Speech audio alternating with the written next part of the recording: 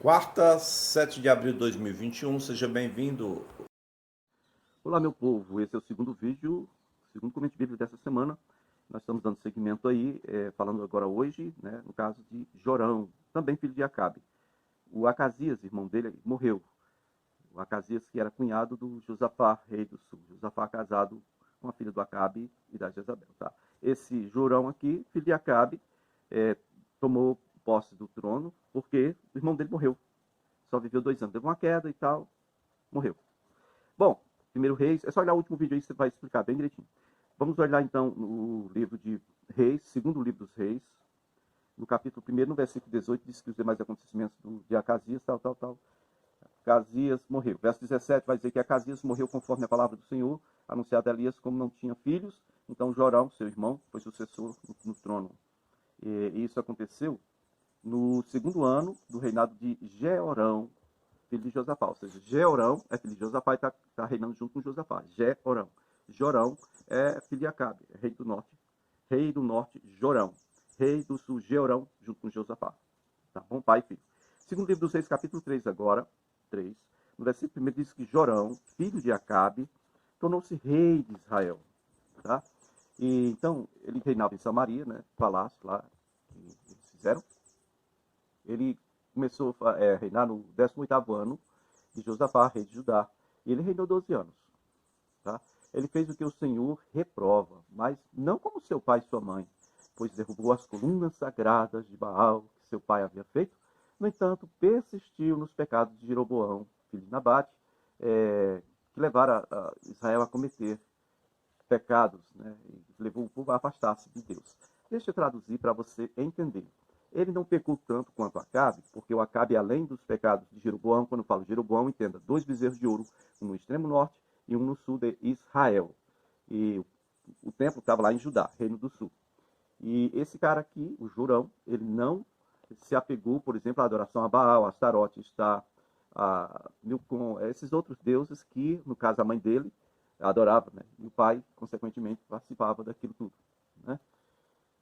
O irmão dele morreu porque não reconheceu que tinha Deus em Israel. Mandou consultar Baal. Mas ele, então, ele não estava... acho que ficou com medinho, né? Quando a gente fica com medo, a gente respeita aquilo que a gente tem, né? Ele ficou com medinho porque viu o irmãozinho dele morrer. Então ele disse, não, vou parar com esse negócio de adorar Baal. Vou adorar só o bezerrinho agora. Só o bezerrinho, não quero nem saber de Baal mais. Ele não entendeu a mensagem, mas é isso. Pelo menos parcialmente ele se tornou menos pecaminoso que o irmão dele. Isso é o ano 868 a.C., 868 a.C. Nós vamos falar agora de um negócio muito interessante, que é que você leve em conta o ministério do Elias, a história do ministério de Elias. Desde que ele voltou, né, do desafio, ele voltou lá, Jebel. Agora chega a hora de falarmos sobre o final do ministério do profeta Elias. Você vai ver em 2º livro dos Reis, capítulo 2, no versículo 1, onde diz que quando o Senhor levou Elias aos céus, no redemoinho, aconteceu o seguinte. É a história de como foi o arrebatamento de Elias. Né? Diz que Elias e Eliseu saíram de Gilgal, marque essa palavra, Gilgal. Gilgal é um local muito interessante na história. Gilgal foi onde se fez a circuncisão do povo logo depois que eles entraram na terra da promessa e fizeram a Páscoa, né? A circuncisão daqueles filhos dos que morreram no deserto porque foram incrédulos. Tá? Eles estavam em Gilgal, Elias e Eliseu. Tá? E aí o Elias disse para Eliseu, fica aqui. O Senhor me enviou a Betel. Betel é o local onde está o bezerro de ouro do Jeroboão. Betel é o local onde Jacó, fugindo do seu irmão Esaú, teve aquela visão, né, na escada. Betel, antes era chamada de Luz. Tá? Betel, você pode procurar aí no seu Google Mapas. B-I-L, é como você vai encontrar. Então Eliseu disse, não te deixarei só, de forma alguma. Né? Juro pelo nome do Senhor e por tua vida que não te deixarei só. Aí foram a Betel, Gilgal a Betel. Em Betel, os discípulos dos profetas foram falar com Eliseu assim, você sabe que hoje o Senhor nosso Deus vai levar aos céus, né? Levar para os céus o seu mestre, separando-o de você? Aí Eliseu disse, sim, eu sei, cala a boca, não falem nisso. E aí Elias depois disse para Eliseu, fica aqui onde? Em Betel. O que em Betel? O Senhor me enviou a Jericó. Ai, meu Deus, Jericó é importante? Sim, Jericó está uns 400 metros abaixo do nível do mar Mediterrâneo, ao passo que ah, Jerusalém está 750 metros acima. Né?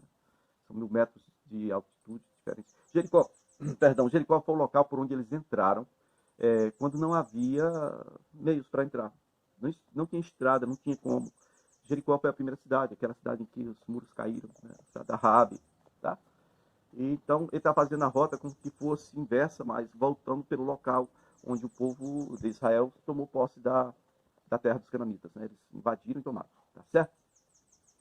E então o Eliseu respondeu para Elias o seguinte: não vou te deixar aí só e tal. Eles foram para Jericó. Chegando em Jericó, os profetas, os discípulos dos profetas foram falar a mesma coisa para Eliseu. Você sabe que o Senhor vai levar o seu mestre e tal. E Eliseu mais uma vez disse: sim, eu sei. Não falem nisso. Você cala a boca. E aí Elias vai e diz mais uma vez o seguinte: é o seguinte, fique aqui, eu vou até o Jordão. Provavelmente o local exato onde eles passaram, Jordão, tá? Jordão. Eles passaram com o pé seco. E aí, Eliseu mais uma vez, com a resposta de sempre: não te deixarei ir só, de forma alguma. E aí, versículo 7, se você olhar em 2 Reis 2, verso 7, diz que 50 discípulos profetas ficaram acompanhando, olhando de longe, né, Elias e Eliseu, indo às margens do Jordão. Por quê? Da margem do Jordão para Jericó, a gente é colado ali, é pertinho demais da conta. É como daqui a Barra das Pedrinhas ali, uns 4 quilômetros, um pouquinho mais, um pouquinho menos. Então, Elias tirou o manto e enrolou o manto, tocou não. Aqui diz que bateu, né? Pau! Né? Bateu o manto nas águas do Jordão. Elas se dividiram em duas partes, né? Então atravessaram em chão seco. Acho que Eliseu já estava apavorado com isso, mas depois de atravessar, Elias disse a Eliseu: olha, o que posso fazer em seu favor? Diga logo antes que eu seja levado para longe de você. E o Eliseu vai e diz: faça de mim o seu principal herdeiro do seu espírito profético. Ou seja, eu quero uma porção dobrada da sua unção. Então, o Elias foi e disse: seu pedido é difícil, mas se você me vir quando eu for tomado de você, você terá o que pediu. Do contrário, você não será atendido. Aí, de repente, enquanto eles iam caminhando, eles conversavam, né? Apareceu um carro de fogo, puxado por cavalos de fogo, que passou no meio deles. Elias foi levado, Eliseu foi deixado, né? E Elias subiu em um redemoinho. Redemoinho, como diz aqui no Ceará, tá? Mas não tem nada a ver com saci, não. O negócio aqui é de fogo, não é de folhinha, não, tá? É de fogo. Bem diferente do saci, né? Então, queridos, quando se fala de carro de guerra aqui, carro de fogo aqui, era carro de guerra. Há até bem pouco tempo as pessoas interpretavam isso como uma carruagem, né, de passeio. Não. Era um carro de guerra. Não era uma carruagem de passeio. Você vê em 2 Reis, capítulo 2, versículo 12, diz que quando Eliseu viu Elias sendo levado, ele gritou: meu pai, tu eras como os carros de guerra e os cavaleiros de Israel. Então, era um carro de guerra, um carro bem menor, onde o cara sozinho ou acompanhado ia em pé, às vezes, né, tocando cavalo por cavalo, correr, tá bom? E aí, quando Eliseu não podia mais vê-los, ele foi subindo. Eliseu pegou as suas próprias vestes e rasgou ao meio. E depois ele pegou o manto de Elias, que ficou ali, né? Tinha caído, ele voltou até a margem do rio Jordão, ele bateu nas águas do rio com o manto, do jeito que ele viu Elias fazer, e perguntou: onde está agora o Senhor, o Deus de Elias? E aí as águas se abriram de novo, ele atravessou de volta, né? De volta para, vamos dizer assim, para o território de Israel. Estava saindo sentido norte, né? Jordão, para lá, Moabe, terra de Moabe, tá bom? Queridos, ele voltou para Israel e quando ele voltou, os discípulos dos profetas estavam olhando eles de longe e disseram, né, assim: o espírito profético de Elias repousa agora sobre Eliseu. E aí foram insistir com ele: deixa a gente procurar, pode ser que o Espírito do Senhor tenha levado ele, tenha deixado ele cair em algum lugar aí, em algum monte e tal. Eliseu disse: não precisa. Mas eles insistiram tanto que aí Eliseu disse: vamos, vocês querem, vamos procurar. Aí depois, versículo 18 diz que por 3 dias esses jovens procuraram, mas não encontraram Elias em canto nenhum. Eles voltaram e disseram para Eliseu, que tinha ficado em Jericó, né? Disseram para Eliseu, olha, nós não a encontramos. E Eliseu disse, eu não tinha dito para vocês que não precisava ir, que não fosse, mas vocês quiseram ir. Bom, tá certo? Foi isso aí. Que história legal, né? Então, alguns homens da cidade foram dizer a Eliseu, está em 2º livro dos Reis, capítulo 2, verso 19. Alguns homens da cidade foram dizer a Eliseu, como podes ver, a cidade está bem localizada, só que a água dela não é boa, e a terra não produz nada que preste. Aí, Eliseu disse, põe sal numa tigela nova, tragam para mim. E ele foi até a nascente do rio lá, do rio, acho que foi de Jericó, né? Uma das nascentes lá, certo? E aí jogou esse sal e lançou uma voz profética dizendo, assim diz o Senhor, purifiquei esta água. Não causará mais mortes, nem deixará a terra improdutiva. E até hoje a água permanece pura como ele falou, conforme a palavra do Eliseu. Certo? Bom, então, 2 Reis 2, verso 23, diz que de Jericó, Eliseu vai saindo de Jericó, ele está voltando agora no caminho para Betel, né? Betel. E aí no caminho, alguns meninos que vinham da cidade começaram a caçoar dele. Provavelmente discípulos dos profetas. Lembra que tinha um grupo lá em Betel e outro lá em Jericó? Provavelmente os discípulos dos profetas, né, vieram caçoar dele. E começaram a gritar, suma daqui, careca. Na outra versão, mais delicado, vai calvo. Suma daqui, careca. É o que diz na minha versão, nova versão internacional.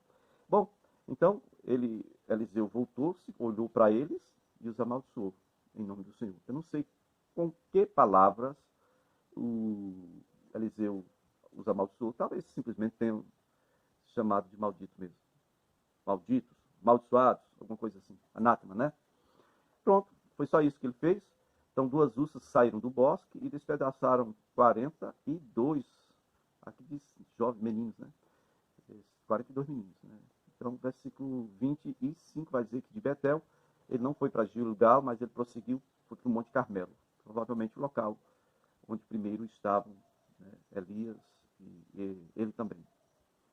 Carmelo, Samaria, aquela região ali. Bom, queridos, é isso aí. Você vai vendo aqui o final da história do profeta Eliseu, glorioso, hein?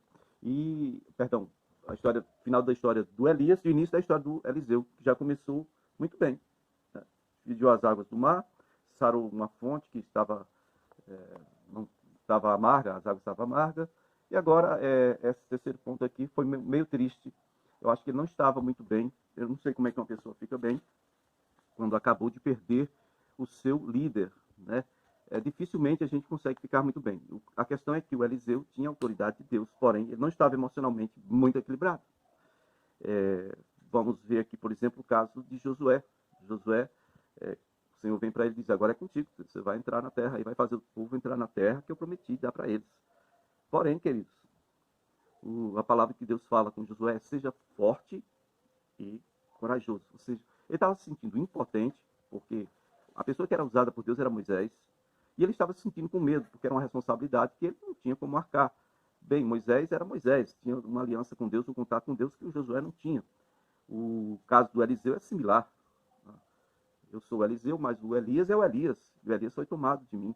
Embora ele tenha me deixado aqui a capa dele, o manto dele, e eu já recebi esse poder, mas em meu coração ainda há uma inquietação muito grande com relação à ausência do meu mestre. É só que você reflita sobre isso.